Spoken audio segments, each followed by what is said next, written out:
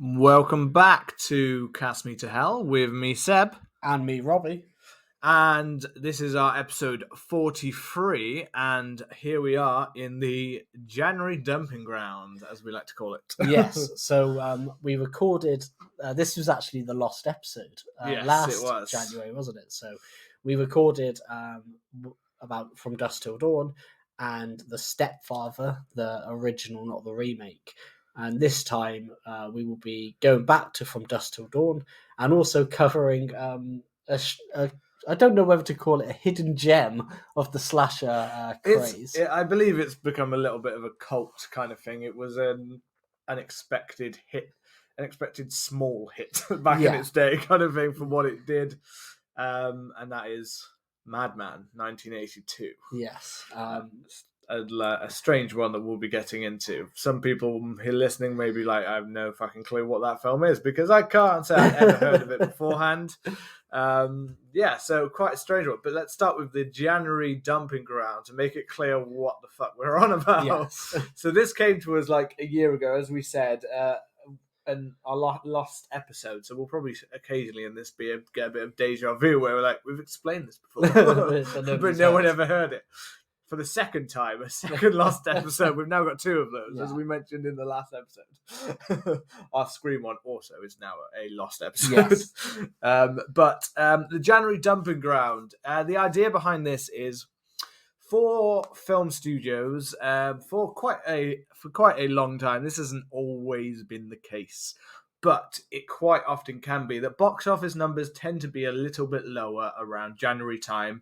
So even though at Christmas they could be quite high, around January they tend to kind of dip a little bit. They're like films, people will go out, but they're not really, no films are really releasing their big major blockbuster in January. It's a little bit different now. Nowadays they seem to be spread all over the place, but there was a point in time when blockbusters would only really hit in summer. Yeah, you would have your summer releases, and then you would have a kind of, obviously horror films would predominantly dominate kind of October and the early part of November, and then you would kind of have Christmas films, or Star Wars always seem to come out in December. Yeah, you also get the awards films. So you get the ones that are trying their hardest to get awards going. So because you've got a lot of those trying to pack it in at the same time, it's also a case of like, you've either got awards films, which they know that a lot of people, like, although they might say they're amazing at the same time, not all of those films make a huge amount of money. They kind of are there just to be, people go to see them more because, that was nominated for an Oscar or a Golden Globe or all those kind of films. So that's the way they kind of look at it. But, well, The Last Duel, for instance, Yeah. That kind of died a little bit of a death at the box office, sadly, I believe. But those kind of films. And then in between that, I believe it was January January bumping ground. January pumping. January dumping ground is because it also tends to be the time of year when film studios get rid of their back catalogue of films. They're like, actually, you know what? We don't know how the fuck to market this film. Yeah. We don't know where to market it. We don't know if it makes any sense. We don't know. It's films that the studios basically have lack of any trust in. So some of them occasionally end up being big hits, like, say, Split. From M. Night Shyamalan a few years ago. That one ended up being a surprise where I don't know if they had faith that it would be. I think they thought it might have been okay, but they also might have thought people would be like, what the hell is that film? I'm not going to see that. Yeah. They didn't really quite have the faith, and it turned out to be quite a hit. But then you have a lot of other ones that are just kind of thrown in there. And you'll know, because whether it's comedy, horror, action, it's the films that are just like, normally they're not always great films. They're normally quite rough films, or films where they've just given up and been like, you know what, you're fired as the director and we've brought in an editor and they couldn't do anything. It's still fucked, but we spent a lot of money on this, so we're going to just give it to people and hope that someone watches it. In recent years, obviously, as I said, it's changed a little bit, but it's definitely changed. It's not quite the same as it was, but it definitely is a time when you get like crazily cheaper kind of films. Well, yeah. And horror films as well. You get a lot of horror films in January, and when you'd think you'd get a lot in October and things like that, but there's only so many you can fit into 1 month. That's usually the big hitters, aren't they? Yeah. So apart from the bigger ones, obviously, that like It or things like that, which could be blockbuster level. Yeah. Then you've got the ones that are cheap, but they also have zero faith in, and like, throw it out there. We haven't really got anything that we need to sell this time of year. Give it a try. It might do terribly. Oh well, no one will remember. It was released in January. Well, more often than not, they tend to have a lower budget as well, don't they? Oh yeah, some of them are very, very low indie kind of budget. Not trying to be, not the kind of low indie budget where they're like, oh, we could release now and get an Oscar, because, Madman was never going to be something. Although it tries to do artsy thing in weird ways. But that's it. I mean, I guess we'll start with Madman. Madman is, I think, our starting point. The weird, we give a little... So Madman is directed by Joe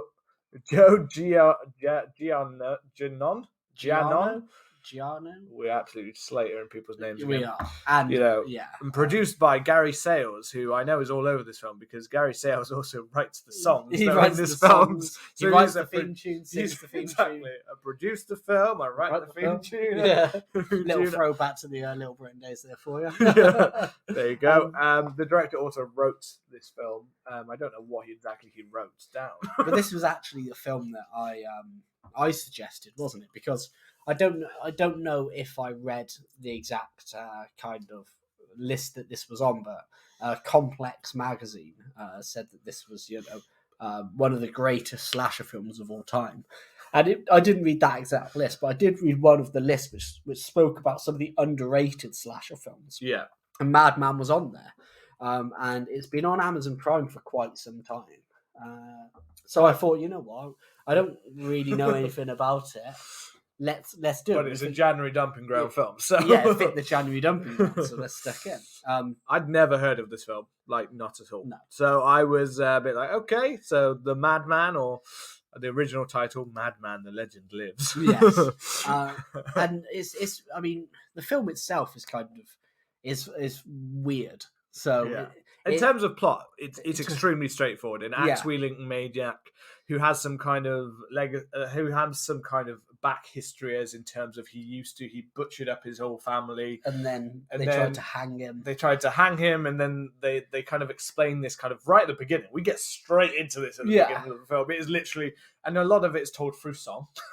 Where we have a character called TP going around the fireplace and singing them all a song, which is really weird like sung the brave Madman Marz as he like it's like okay well, like this the rest of the people just look so weirded out by this. It is. It's a weird scene because it opens up almost with this kind of again it's kind of trying to follow in this kind of I mean I'm guessing Joe Gianno had definitely, I'm going to Google it quickly, but he must have had some kind of interest in kind of foreign films and Italian cinema, and giallo and stuff like that, because it opens up with this kind of funky synth, almost like funky synth song, doesn't it? It does. It opens up with this thing, and then we go into. I mean, I could possibly imagine quite so, like the kind of Zombie 2 kind of thing, because obviously we've talked about in the past, like Dawn of the Dead, and we have an actress from Dawn of the Dead in this film. She is cast as the main thing, which kind of makes you believe, and with the music that goes with it, kind of makes you believe that he may have seen Dawn of the Dead, or he actually saw Zombie 2 he saw the Italian kind of version instead. Because it's an interesting synth kind of music that also occasionally mix in. There was, like Dawn of the Dead, yes, I could like in a way, but we've got a mixture of rip off here. This is in the territory, isn't it, of when we had Friday the 13th was released, Halloween had come, Friday the 13th was, trying to get on that slasher glory. And then we had films like The Burning that I've mentioned before, we haven't reviewed before, but The Burning and this was Madman, and these were all kind of, I know the golden age of slasher films. This is very much still like we are as close as we could get to Friday the 13th without completely being a rip-off of Friday the 13th, while mixing in there's some Leatherface in there too. There's a kind of, a little bit. And there even is a part when they're by the car at one point in the film and it goes like, so it's mixed in there with the synth music. But and then because we open the film with that whole Madman like synth music, like get Madman, and it's like red titles, and it's like straight in with that kind of. I was kind of into it. To be fair, the music was okay with me, but I was enjoying the music. The problem is, I was like, am I trying? Are we got to die or are we got to get down? You know what I mean? Like the music was so funky, and then we move into people. TP, is it TP who's telling the story? TP's the one singing and telling the story around the fire. I mean, he's weird straight away. When you look at him, there's just something kind of just straight away found creepy about this dude. Definitely, but it opens up quite interestingly because. He's telling, but it's weird, but it's interesting as well because he's singing, and it just feels very out of the blue because there's almost no setup for him singing. It just opens. There is no. The music fades out, and he's singing in time with the music. So I was kind of like, this is weird. Yeah. And then we get into this idea of the of a kind of an urban legend, this campfire setting, which was very kind of prominent in Friday the 13th, especially the kind of the first 2 or 3. I think the second one opened with a campfire. No, the second one opened at the at Alice's place. The third one opened with the campfire when he's retelling the story. Yeah, and it feels very kind of reminiscent, vaguely similar of that kind of thing. And for me, that was quite cool because I really like the idea of campfire tales. I mean, we do campfire tales every Halloween. And when we look into the actual like production of this film, so it was originally kind of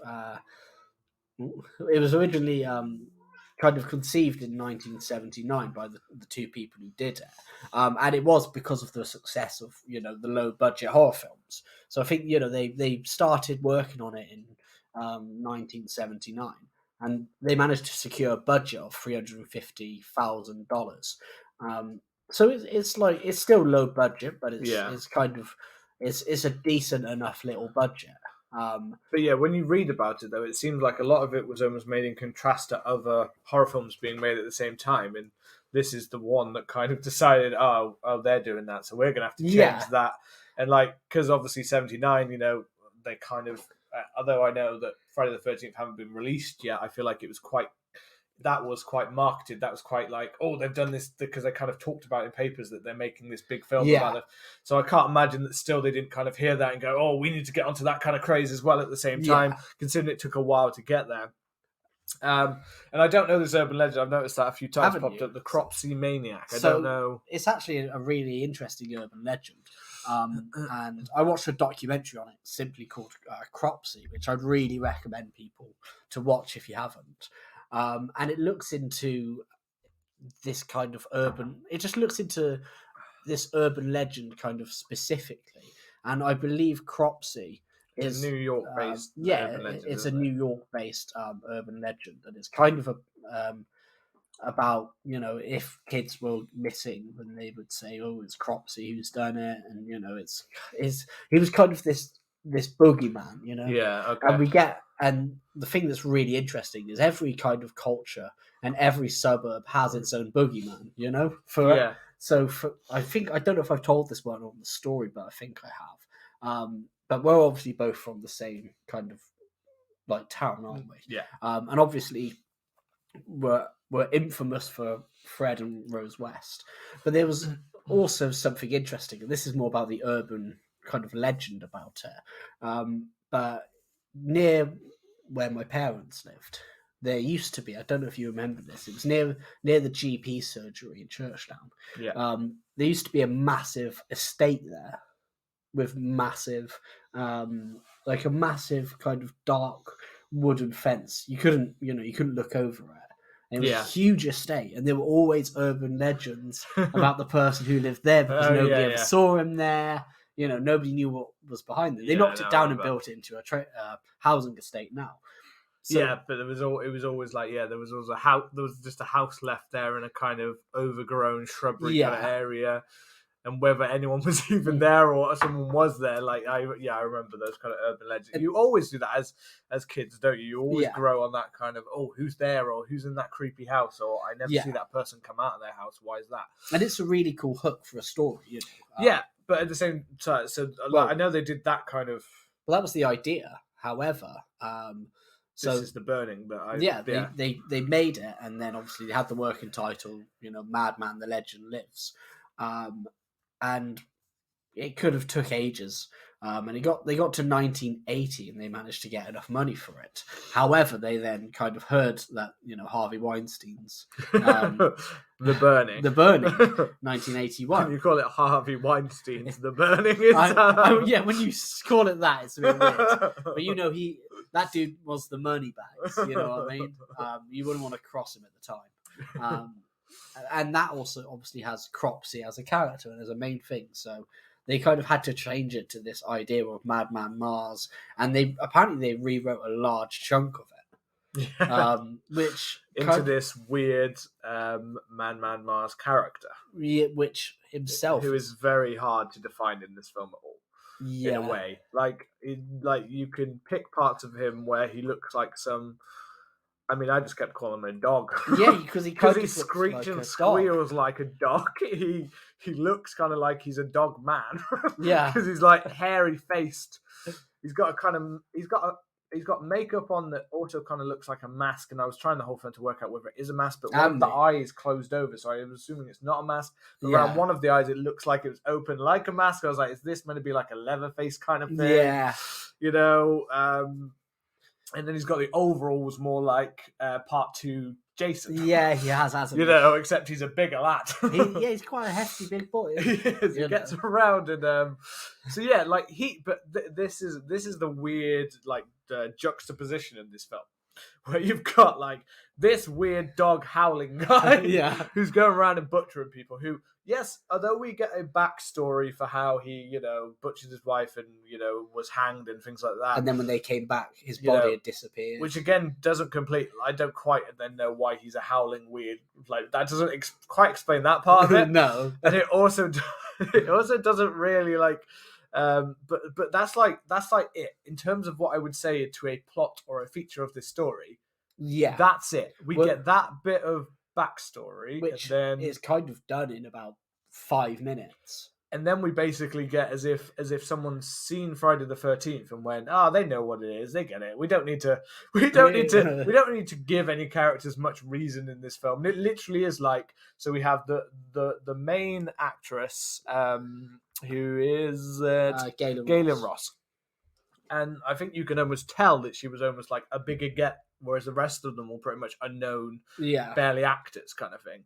I think they knew who that was in a way, because it's basically like she stays in one spot while everyone else one by one continues in the most like obvious way that you could do it. Is like, so you're going off. Oh, he's gone. All right, I better go. I need to go. Oh, he's gone. We better go. And that's kind of what we get here. After we get Richie, Jimmy Steele. I don't know why I'm pointing out the actor's name almost. This is what I mean. It's almost like pointless, because it's like, I know Jimmy. No, you don't know Jimmy Steele. But the weirdest, he was the one who. So he's the one who summons at when.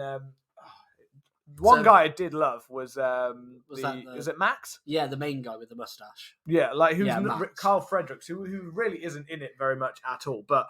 I just straight away. There was just so great. He looked like a guy who should literally have a pipe, a gun, some kind of wildlife jacket, and he should have his leg up on a log the whole time, just present it and he should have all the women around. And he should have an absolute piece of pipe on it. Oh, yeah. It seemed like all of the women around that campfire, he should have just been like, do you want to come to my study? Yeah. And he's just piping them all. He's just piping them. And that's the thing. It's like, he tells the story, doesn't he? Yeah. And then Richie is just like, Marz, or Marsman. I don't know what is wrong with Richie. Like, literally, he like stands up and just screams it out. And that is like the last line that he says in the entire film. Well, the funny thing, yeah, it is. But the funny until the end of the film. The thing that gets me is we have this bit and he throws a rock and it somehow goes into Madman Marz's house because somehow they're near there, but they don't know right it. there. Yeah, it the location of the house seems to change quite a bit from where they were originally. They're walked over there, but then we have Richie. This I assume where you go with like Richie. He sees Mad Marz after he says it. He sees him in a tree, kind of, which is mental because Madman Marz is, I'm just going to call him Marz from now on because I don't want to summon him by accident. He's a big lad, and he's tall, but he's in a tree like Predator, and he's in a tree like clinging on awkwardly in that tree as well. Yeah. And Richie kind of sees him in the tree.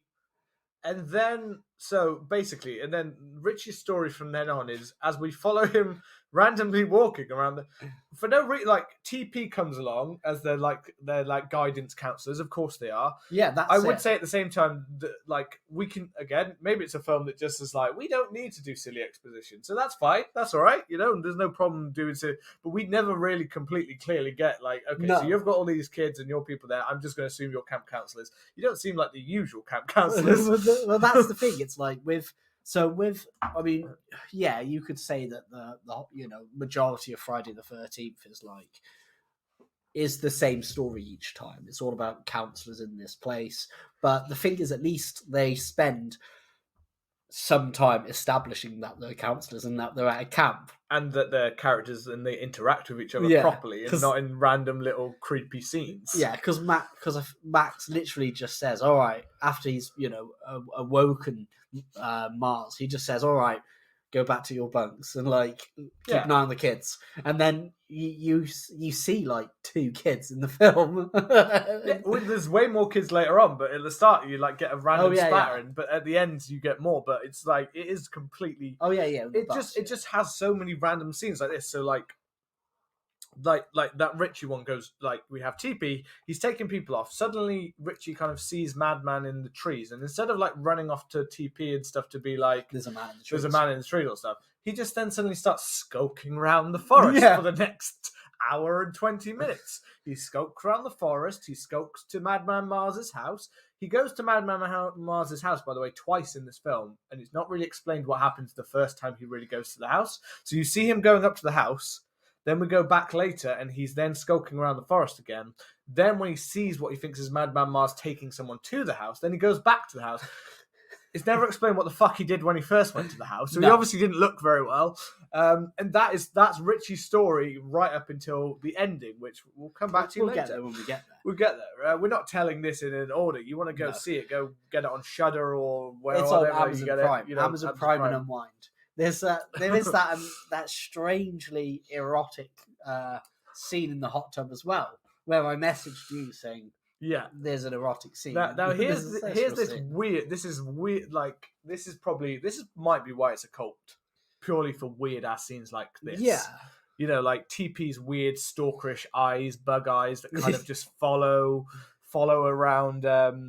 Galen Ross's what's her actual name? Betsy. Yeah, Betsy. So she's following around Tony Fisher's TP, which again is just so fucking weird. Weird, yeah. TP, especially when in America TP is, like TP for my bunghole. TP for my bunghole. It's toilet. It's like toilet paper basically. Yeah. But we get those weird when you said earlier about the weird artsy scenes. This scene is suddenly so synthesized music. We've almost a minute ago, Betsy and that was kind of he's being such a weird guy. He won't give up. I just want to have she wants to have a fling, and TP, no, he wants more than this. He wants every year. Apparently, they come and go from this, and they get together and break up. And TP's like wants more, and he just does weird like bursts of like at a campfire. He does like a weird burst, and like this is like basically making it clear that like I'm tired of this not being like in front of all of the kids and stuff. It's just the weirdest, like it's so weird. Like again, which makes you are the camp counselors or are these their people's kids and stuff, or like what's going on? But then we get that hot tub scene where very quickly she seems to like he says sorry in front of everyone. I think before that. He says sorry. TP like says sorry in front of the whole people there. Again, we haven't really heard much of them talking to each other. He just randomly sat there. He's staring at them with his weird bug eyes, and then he announces that he's sorry that, and then that makes Betsy go, "Okay, now we can go hot tub. Now let's have sex in a hot tub." Yeah, it's so weird, isn't it? And that scene of them in the hot tub. Oh, this is the one part. Yeah, it goes on for 2 or 3 minutes. We get synthesized music, and this is almost the part I'd say people should just check out because it's so fucking weird. Because they do this weird twirling in the hot tub. They both do. So TP starts twirling in the water, and then Betsy starts twirling in the water away from each other, like they're circling each other. Like they're either going to start having the sex or they start having they're going to kill each other. Basically, they're like Beyblades. Like it almost feels like the director was like, right, I know these really cool artsy shot where I would kind of go around you. But we don't have the budget to do that. So if you spin in the water, I'm sure it'll look about the same as if I do a whole 360 shot because I can't do it over the water. So I'm just going to have to get you two spinning around each other as if you're in some kind of weird vortex. Yeah, it's so weird, man. And then obviously you have Madman Marz just watching, kind of like whacking it. He's just whacking it through the window, howling like a dog. Yeah, and then I mean and again, it kind of seems like they were like he was going to go in, and then no, that was kind of just it. They're just kind of doing a bit of the fucking. Yeah. And then the chef dies, doesn't he? I can't remember how he. It's because it's so like. So it sounds like completely ragging up. There are some things that I do quite like about that I have quite enjoyed about this. Yeah, because some of the kills are.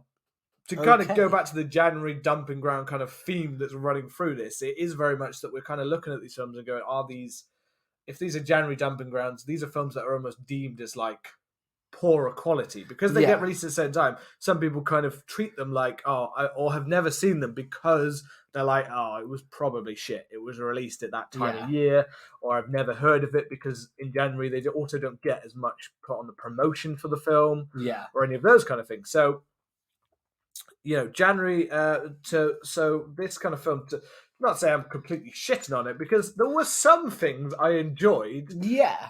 Like, not every slasher film doesn't have to have what you're going for. So at the end of the day, if you want a schlocky horror film, who gives a shit if there's actually no story, and who gives a shit?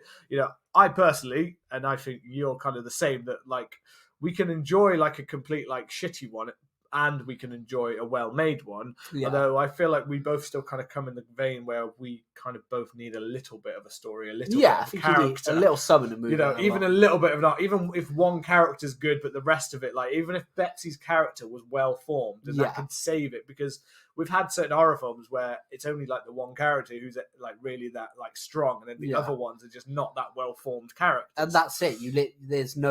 There is no story. It's like 5 minutes, and then we don't get any reason for Betsy, and we don't even really find out. So we've got this kind of there's this romantic thing between Betsy and TP kind of thing, but we get no development on that really, apart from a few quick scenes. So it's not like there's this romantic relationship to root for or not root for now, because one, he looks like a complete creep.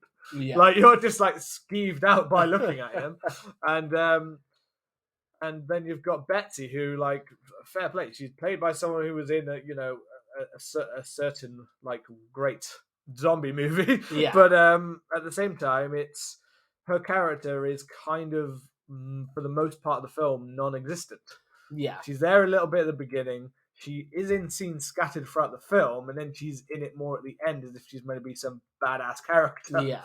But she's not there consistently. She literally almost is like, right, we'll plop you there, and we'll send the people around you because you're our final girl. Yeah. And in terms of a final girl, she's not a strong kind of final girl because we've had no reason to root for her the whole film because all we've seen is her just like, yeah, you go out and check on those people. Yeah. I'm going to stay in this office and do something. I don't know. I'll look after the kids, I guess, is the... There's one bit I like, but we'll get to that when we get there. Because it seems to drag so much.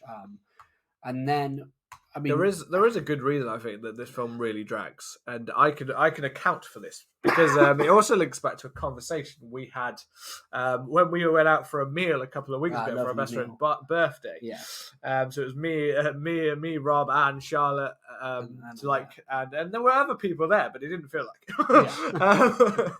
Yeah. So we were talking about like.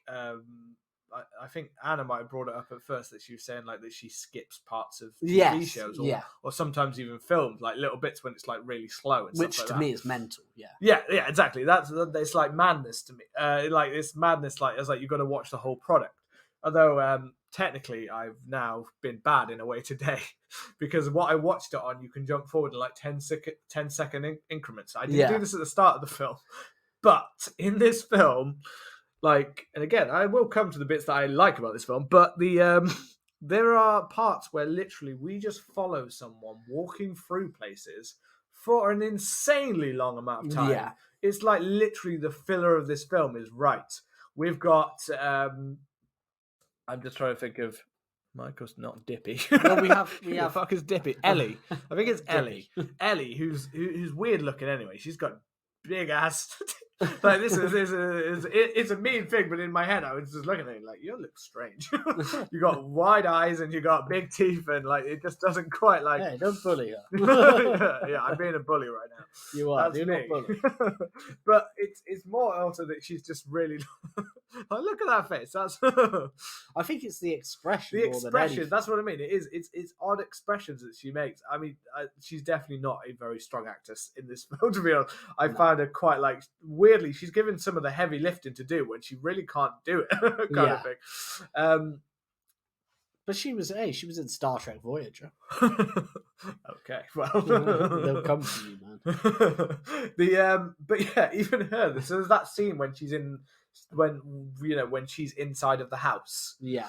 And she like and she like hides in the fridge while Madman Marz is making. Yeah, which is a weird place to hide. It's a weird place. She starts like clearing out the fridge, as well as on top of my head. The funniest thing is like when Mad Max like going around. It's like first she's making weird breathing. She's making motions with her face as if she's talking, and they've cut the sound or something. Yeah, because it looks like she's like opening her mouth a lot. I'm like, is she meant to be talking? But they've got rid of the sounds because it was like, oh, that didn't make sense in there. Probably.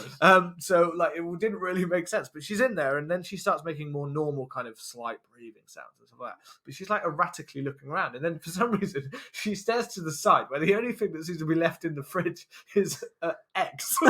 There's like a thing of eggs to the left of her, and I'm just looking at it, and she looks at it. Where in my mind, for some reason, the first thing I was like, is she thinking that she can attack with the eggs? You know, have an egg in this trying time. Yeah. Can I offer you that egg? Can I offer you a nice egg?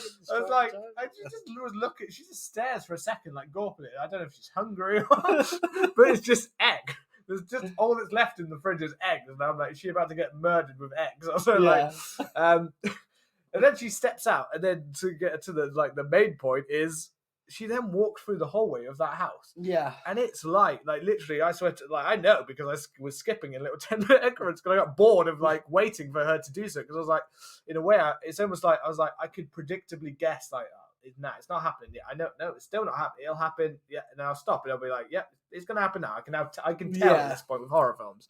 So I was being naughty in that way. But at the same time, I was just like, what the fuck? This is almost 2 minutes of you walking through a hallway. This is probably a combined time of, 10 minutes of the film of Richie scouring his way through the forest. It makes no sense. Betsy with her gun walking through towards the end, like when she's walking through and she has the gun and it's just like long streaks through the house, through the middle of the thing, like looking around. Okay, nothing happened. It's fine. Yeah. Like that, and like I swear, a lot of the portion of this film is made up of just characters walking mindlessly, like searching. but just walking through the forest as if that's enough to be like, I know it's low budget, so they're kind of fill out because they probably don't have like, oh, we can't do that, we're good, but we've got a forest setting, so let's just show off this like forest, all these buildings. Well, that kind of, it reminded me a bit of Texas Chainsaw Massacre, where you have a lot of characters just kind of walking and searching the house and stuff like that, but then the way in which Tobe Hooper used Toby Hooper used the low angles and kind of the set design to make it interesting, and he made there some tension. However, with this, I get what you mean. It's just people walking. The one bit I did like was I did like TP's death. Yes. When he got hung. I thought that was good. This is one thing I did actually. I did for the most part. I actually liked the deaths. Yeah. I thought the deaths were quite creative, considering that this was made about the same time as Friday the 13th Part 2. Yeah. I'd almost say that quite a few of these deaths are actually probably more creative than some of the deaths in some of those Friday the 13th films in ways. Because they go for it a slightly different angle. Some of the characters, as they're like trying to escape, maybe don't make completely stupid decisions at first. Like, there are certain things that I'm kind of like, yeah, I kind of enjoyed certain deaths in this film. Yeah, like, I TP's death though, him getting hung and then still kind of being able to fight and then trying to drag his way back up. And there's quite a nice suspense to that scene where he's like that, but you're actually thinking, oh shit, it actually kind of looks like he's gonna might be able to get out of this kind of thing. And then when Marz just kicks his leg away and it kind of falls and hangs, I thought that was a really cool. Well, he like grabbed him, doesn't he? Because he like grabs him, he pulls him down so that he breaks his neck. Like, I was like, that was really cool. That's pretty sweet. And I was thinking, maybe the kill's got to start picking up. And then I think we get like Dave's decapitation, which was kind of cool. It was better seeing his. That's the one I was on about with the motor, like where he's kind of moving through. He's kind of dodging and kind of trying to get away. He's not just like in some of them you just get like even in like say Friday the 13th you get one it's just like against the tree and you know what I mean. Like this one he's actually trying to dodge the axe. Yeah, and he's trying to get away from it. He does, and then he just so trips over, and then it's like you fuck. Yeah, and that was a pretty cool one. I think. The weird one for me was so it's when we get the bit with I think Stacy and she sees the headless body, which was quite cool.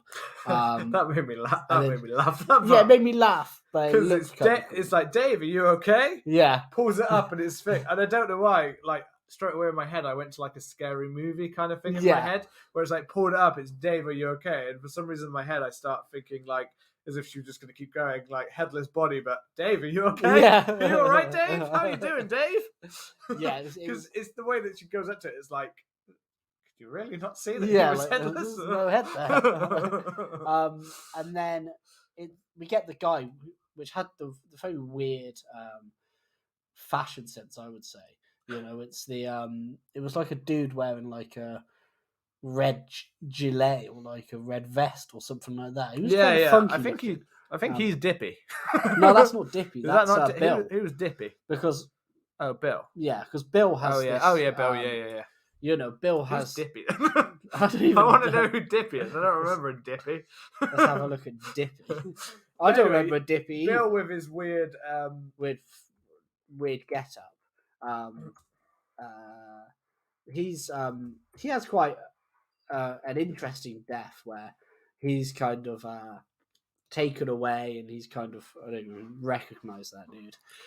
He's the chef. So Dippy's the chef. This is why he's not established, because Dippy literally I barely even remember seeing him. Yeah, and then it's literally just like he walks into a room, his throat just gets sliced apart. Yeah. Which again is the only thing that started to give me a little hope. I was like, it's sliced apart. It was sudden. I didn't know the character, but at the same time, I was like, that wasn't too bad, like effect wise. Yeah. So yeah, that one was okay for me. That's it, Bill. So he's got this. He's rocking a stash. He's got this red shirt, and then he's got like this fleeced like vest. Yeah, It's kind of it's a strange, It's a strange get-up, to be honest. I don't know if I quite like it or not. But either way, he looked different in certain ones to me. When he was in the house, he looked older. Yeah. And then when he was outside in the car, he looked quite young, as if the actor had changed midway through it, so with a different stash. But I thought his death was on the cusp of being really cool because, like, he's just so. Yeah. Again, this is one of those things where it's like we have to have a bit of different logic with slashers. Like, how did he move over there so quickly? Yeah. But he pulls Bill out of the car, and then the next bit, he's like on a hill really far away. He does this like dog bark, and he's holding Bill's body above him. Yeah, and then isn't it? I'm like weirdly, though I just sit, I can literally imagine the scene in my head. But what exactly? He kind of breaks his back, doesn't he? Yeah, but he kind of pulls his body like down a bit, kind of thing. Yeah, but it's only like a little bit. It's not like an over exaggerated thing. It's like a little bit, so it looks almost you hear like the cracking sound though. I think you hear the back crack. It's more like the back crack as opposed to anything. So it looks like he's like helping him. He's like a chiropractor. He's making his back better. It's kind of weird, man. Yeah, it's kind of weird, but I feel like that, like it felt like they were at least trying to do some different styles of death, which I kind of appreciated in this film.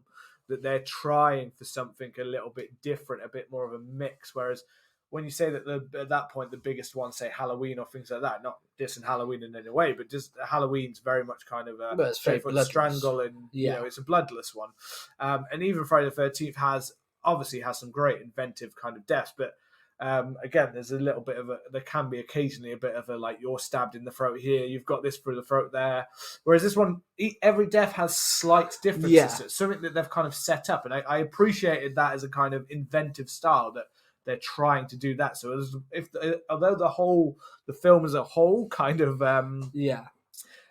buckles under the fact that it doesn't really try to build on the characters, it just kind of hopes that you know Friday the 13th and therefore that you're happy to just watch a slasher film about a dog man. Yeah, that's basically what it is. It's literally. But Stacey's death I liked. I liked the event because she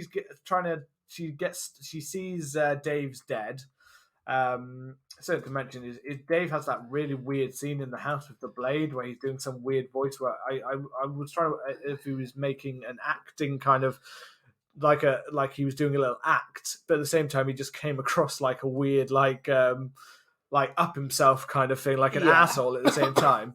But Stacey's lifting the bonnet of the car and she's trying to get the car working, trying to get away because Dave, what she found out, Dave, and then you get Madman Marz steps onto the top of the car and then stomps down on the hood so her head gets taken off. Yeah, that was a cool one. I thought that was a pretty, I was like, oh, that's a cool idea. I liked that, even though they've probably literally just used the, again, budgetary wise, it looked like they'd reused the headless part for Dave. Maybe, in that part. Apparently they used... if you got it, use it. Yeah, apparently they used, for one of the deaths, for one of the decapitations, I'm not sure which one it was, apparently they used condoms filled with blood, like fake blood.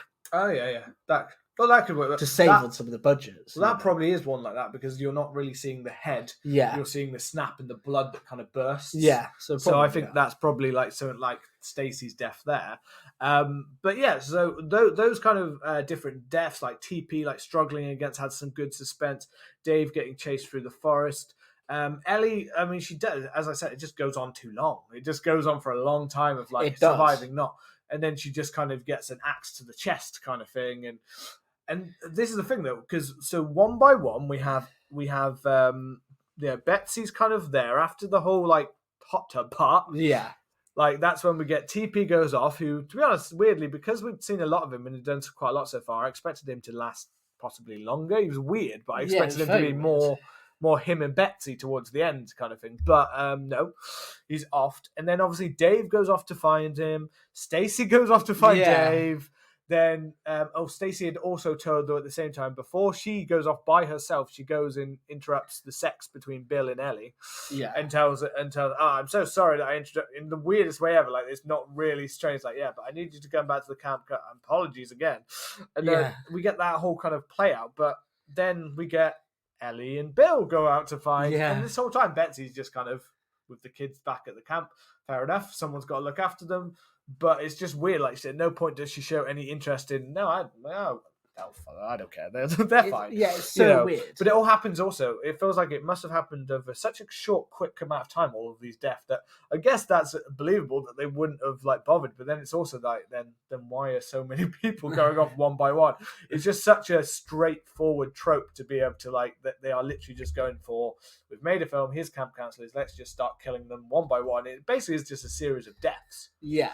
Which for some people is probably perfectly what they want from a horror film. And that's what, slashers, that's what you could boil a slasher down to. But at least they usually have an act, set up in the first act, and, a bit of style, a bit of style. Like Friday the 13th at least has a twist, a backstory, a plot, and a twist kind of thing. It has characters you follow, characters you kind of get to know a little bit. You get scenes outside of it, whereas this, you don't really get many more scenes apart from people walking through a forest or taking the kids somewhere. Yeah. And apart from that, it literally is just walking through the forest to their death, to the next death, to the next death.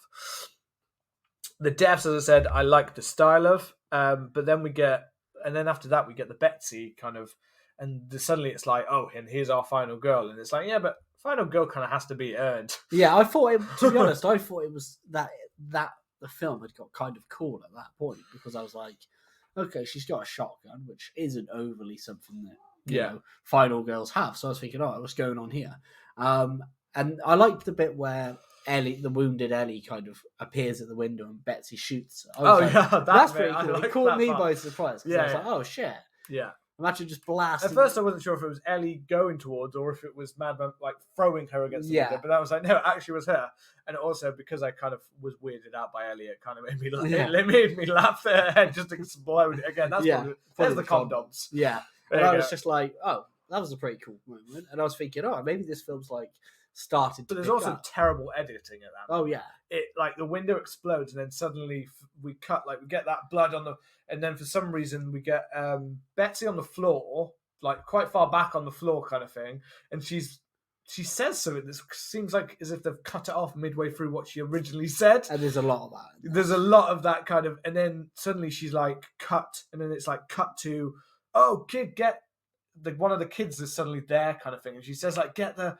But it's not really clear why. And then she sends the kid off, and then suddenly she's over on the other side next to that, and there's like several cuts in like 1 minute of footage. There's several cuts that spliced together. Yeah, it's all really weird. And then we get the bit where she says to get people on the bus, and again this dude's trying to get Madman Marz is trying to get on the bus, and he's got these nasty ass fingernails, and I had this. I'll bring this up after because I had my own questions regarding it.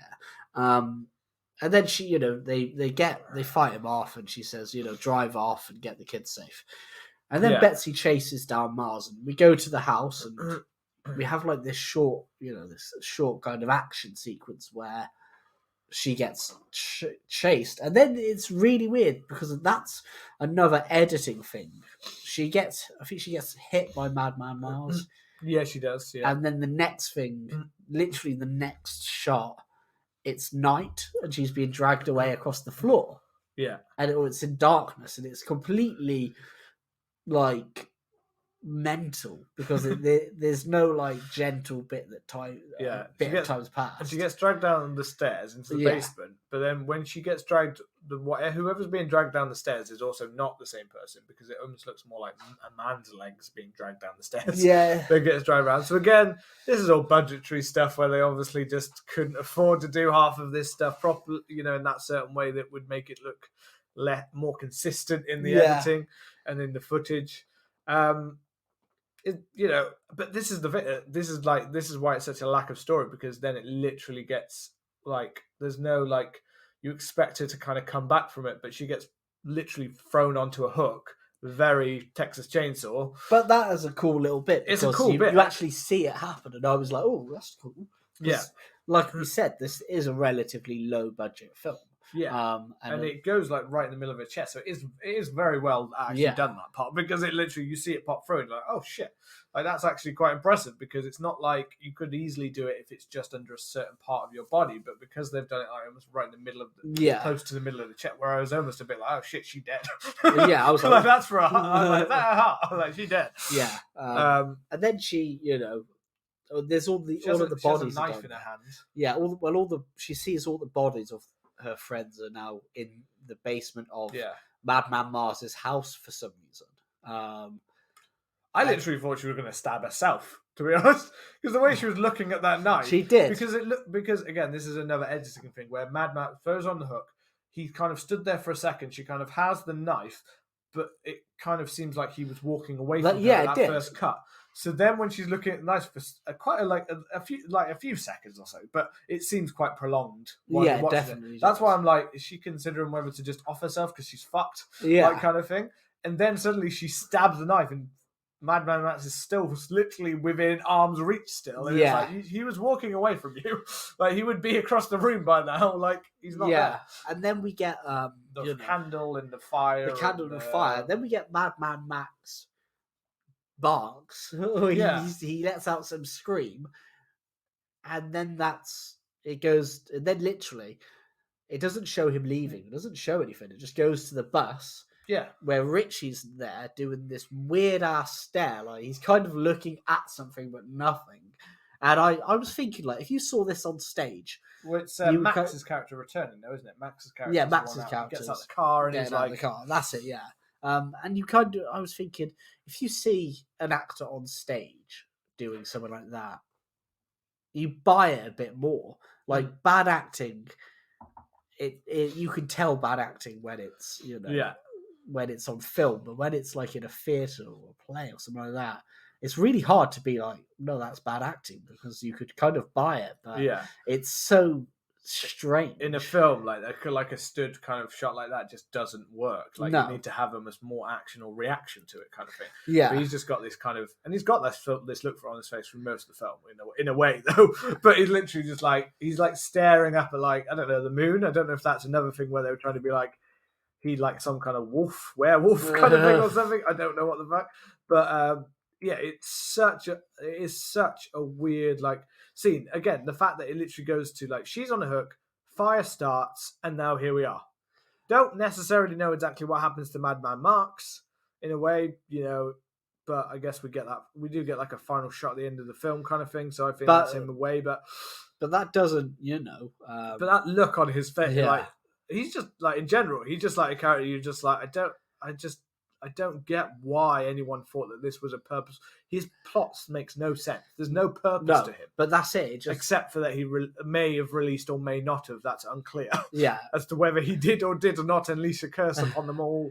And that's why at the end he's like, as if like he's now realised what he's done because of his curse. Never call out to the boogeyman kind of thing. You know what I mean? Yeah. I feel like that's where they were trying with it, but it doesn't come off. It doesn't come off because the time I was wondering.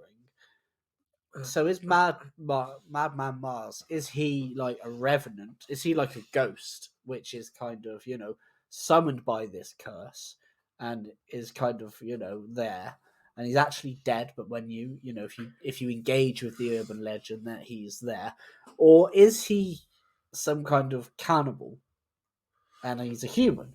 Well, kind of dog human, because it's not explained at all throughout the whole film. It just says, Richie's like, he exists, Madman Marz exists, and then it just goes back into this song, and it's like, okay, I guess he does. When he comes out of the fog, but it's a completely unrelated shot. It almost looks as if it's like promotional shots for it, because you see him like with this, like you see his silhouette against like the fog, and he's walking towards just the camera, and it's like, what?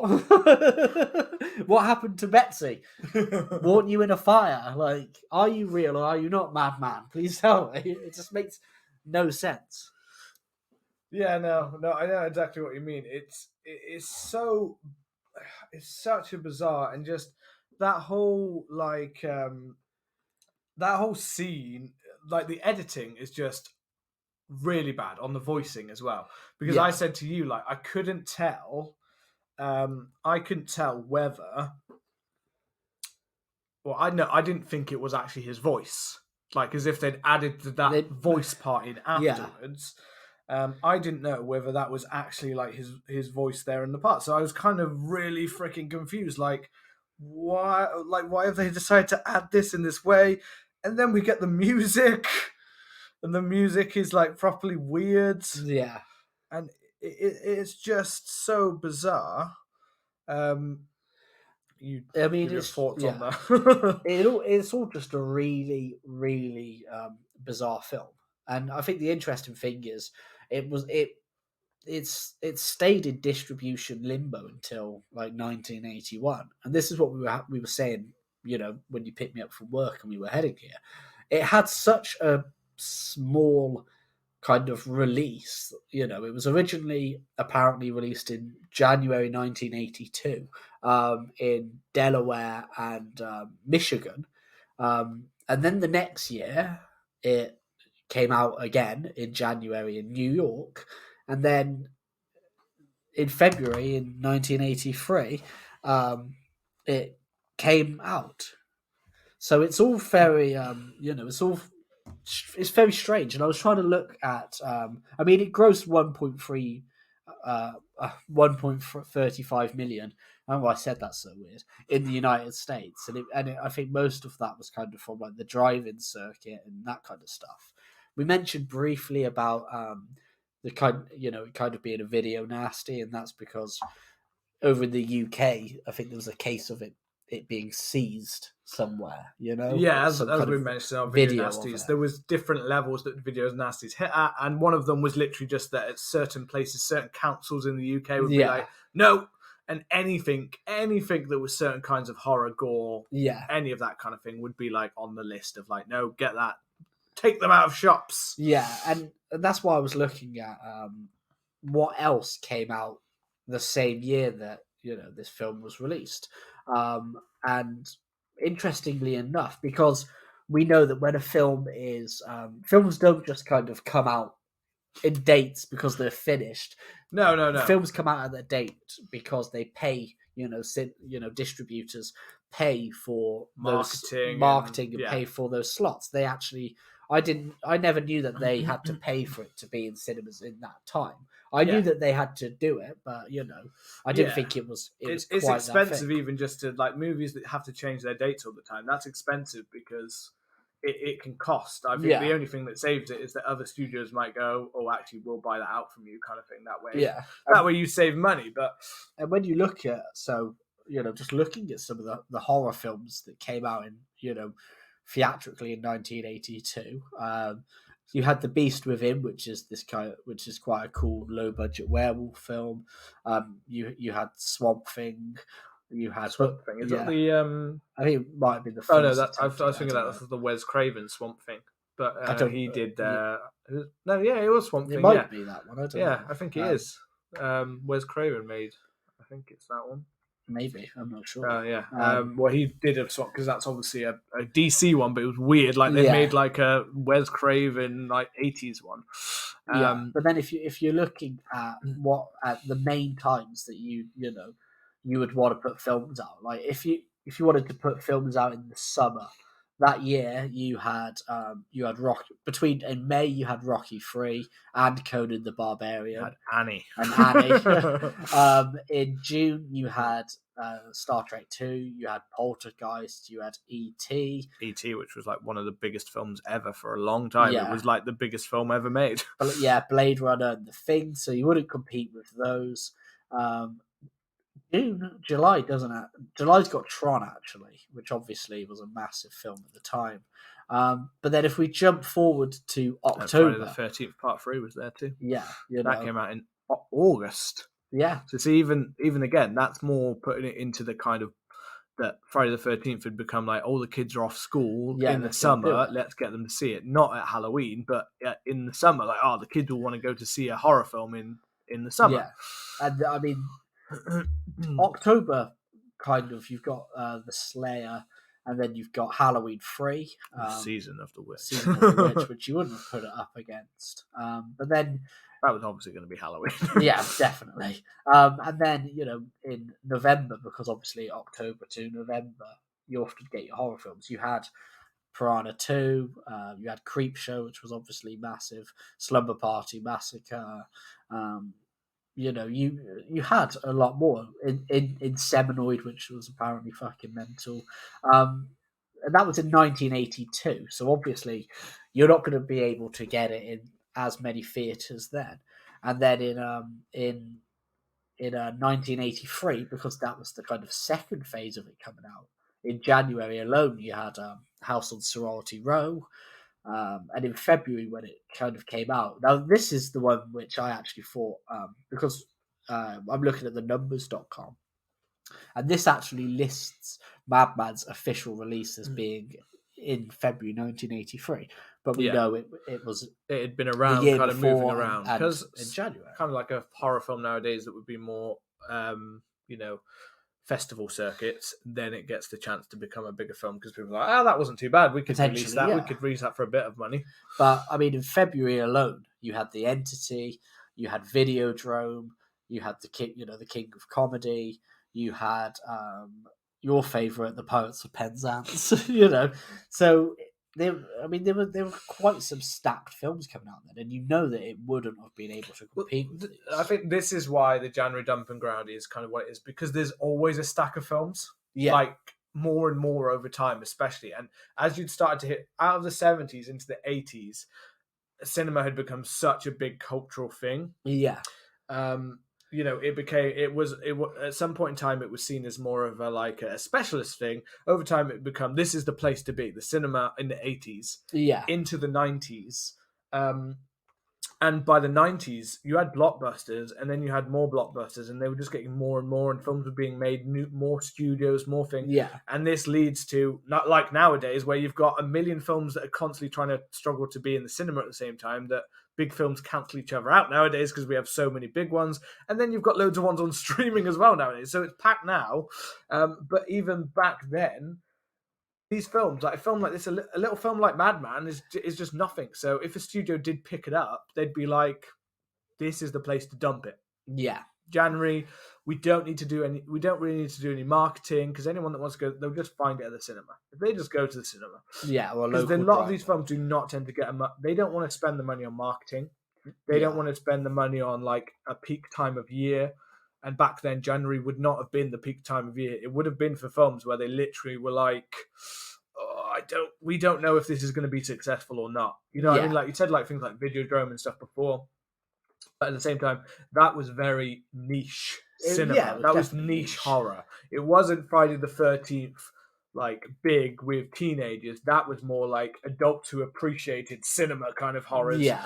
You know what I mean? And they're the kind of ones that end up getting released in January, along with slockier stuff like the stuff that always comes into my head. Like, do you remember those films like the Frankenstein one, or the one that was called Priest with Paul Bettany? Yeah, like those kind of ones where it was like an action film, but like an actiony kind of weird horror-y angels and demons kind of like And they literally they would make they were made quite small budget, and they'd make an okay amount, but they were always like January release where they were like, we don't know if anyone's going to see these, but we keep having success with these like little weird mixed tone horror, but not quite horror films, not quite big budget, not quite action, basically like rip-offs of Underworld and Resident Evil. You know what I mean? So it is such a weird time. Now we've kind of talked through it, and with Madman, I know that Madman's definitely a case of I think we kind of worked through, and I feel like in the time we've done it, it feels like we actually kind of went through it fairly quickly. But then that's because there's not too much to kind of in the film. No, there isn't. But we also wanted to talk about our thoughts across the film, because I feel like a lot of people might not have seen this. I don't know if this would necessarily make anyone want to see it. If you like a standard kind of horror film where you're just kind of getting the kills, then for the most part, this is kind of that, but it's not like where there's a reason that some of these get remembered, and that's because of the horror icon that's behind it. Yeah, and Madman Ghostface, our Jason, our Freddy, and Madman is certainly not a horror. He looks like a guy who slapped on some fake tan and had really it's like they tried to make over an old hillbilly or something. Yeah, like a hillbilly, and they decided we're going to give you a little bit of weird like tan to your face. It's just very weird, Or they've given him bad advice. Women love dogs. Women act like a dog. Be dog. Women love like receding hairlines and it to be bright white hair. You know, it's just this Madman Marz character is just such a weird.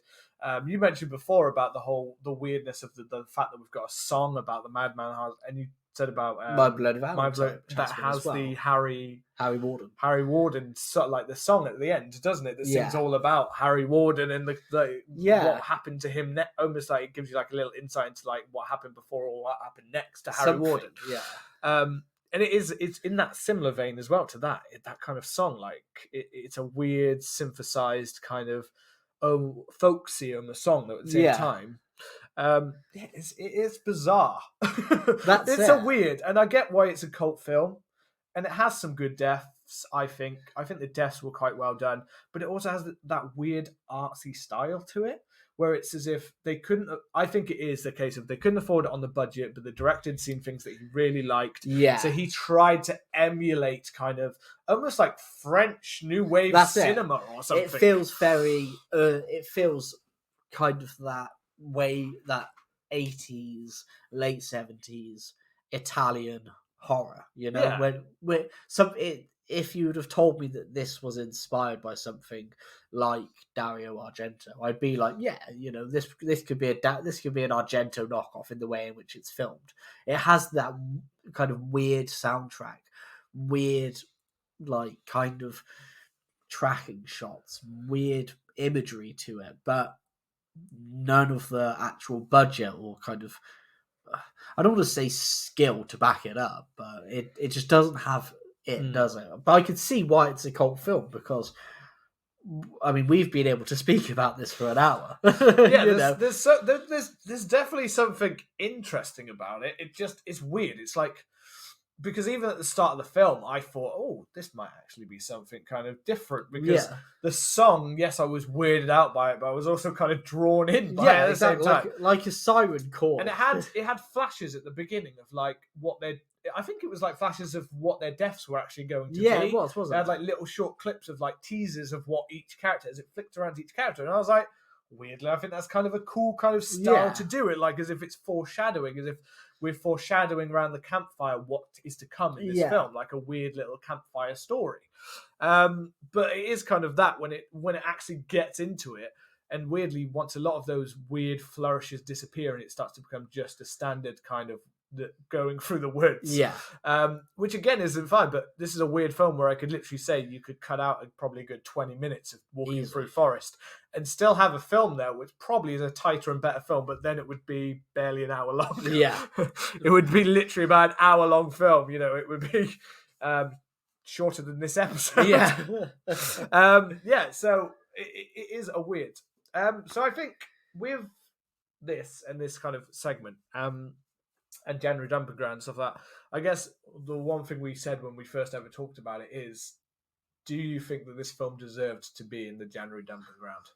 Do you think it makes sense that this was where it kind of was, or would you place it in the January and say, yeah, it kind of deserves to stay in the January Dumping Ground? Yeah, I guess it would have to, because, you know, we looked through what came out in the year, and I think, you know, even the year before 1980, where the film wasn't kind of finished or wasn't ready to be distributed, it wouldn't have survived, you know. And I kind of think, I mean, this suits to be, if this had come out, if I'd have been in 1982 and this had come out in January, I probably would have gone to see it, because that's it. It's it's a horror film. It's January. It's a horror film. It's the 80s as well, when you're like, anyone, including like kids who are barely about of age, who are like, I will go and see any horror film I possibly can. And it almost feels like it's for that teenage market of like, you've got to just go and see like this. We got tits, we got hot tubs, we got twirling ballet dancers in the water, you know, and a dog man. Who doesn't want a dog man in their film? And then like, but in terms of like quality, like, would you place, if we say January Dumping Ground is like our lower kind of cesspool of cinema, would you still be like, it deserves to be in that? I'd put it in there. You know? I think I would agree. I think it, although I said merits in, yes, some of the kills and stuff like that, in general, I mean, if I was rating this film, I wouldn't rate it higher than like a lot of horror films. I wouldn't be putting this high on the list. I wouldn't be putting it. Complex said it was the 25th best slasher film of all time. Yeah. Now, I mean, I guess maybe if I hadn't actually looked through what all of the numbers on theirs were, but if we're talking about the list of the 25 best horror film, was it best horror film? Not just slasher. It was horror. It was slasher. Was it slasher? Okay, that's a bit better because I guess there are like only so many major like slasher films and stuff like in a certain way. I mean, it actually is coming in at number 25. Yeah, but even then, I don't know if I'd quite put it there. So it's like right that far, but I'm sure I could probably find some like that. I think, oh yeah, no, I'd say there's more like. I feel like that's a bit of a choice of like they're just trying to be a little bit different. Like, yeah, no, it was pretty good. Yeah. But there are some questionable choices on here where some of them just aren't that great. But only a few below is My Bloody Valentine, the original, which I kind of think is. And several of the Jason films, and they're just not, even for the Jason films, which we say a schlocky thing. They're just not. It's just not a well-made film. In general, no, it's a film that's like taken all this inspiration, and sadly, it's extremely low budget. So I understand why people might like it, but it definitely deserves its place in the January dumping ground. Definitely, not every film I believe that we'll talk about from the January dumping ground will deserve to be there, but this one definitely was. Will our next one? That's it. That's part of the fun. And as always, if you've enjoyed the show, then hit the subscribe button and leave us a lovely review. And join us next Monday as we return to the January dumping ground and we look at Quentin Tarantino and Robert Rodriguez team up from Dusk Till Dawn. We will see you then.